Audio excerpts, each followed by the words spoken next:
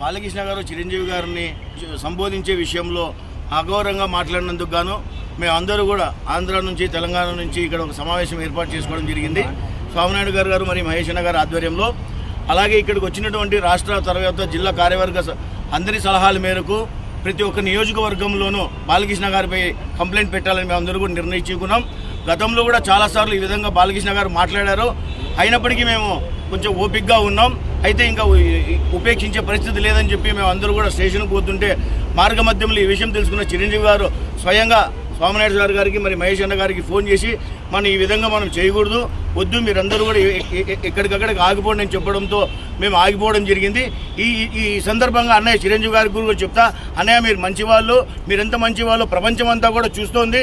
ఈరోజు రక్తదానం అని జరుగుతోందంటే కేవలం చిరంజీవి గారి మీదే. అయితే నెక్స్ట్ ఇంకొకసారి ఎవరైనా మీ గురించి మాట్లాడితే మీరు చెప్పినా కూడా మేము ఆగే పరిస్థితి లేదన్నయ్య. దయచేసి చెప్తున్నాం, మీరు మాకు దేవుడు లాంటి వాళ్ళు, ప్రత్యక్షంగా పరోక్షంగా కొన్ని వేల లక్షల మందికి ఉపయోగపడ్డారు. నెక్స్ట్ మీరు దయచేసి మాకు చెప్పొద్దండి. మీ ఫోన్లు కూడా ఎత్తాము. ఈసారికి మాత్రం మీ మాట వింటున్నాం. జై చిరంజీవ.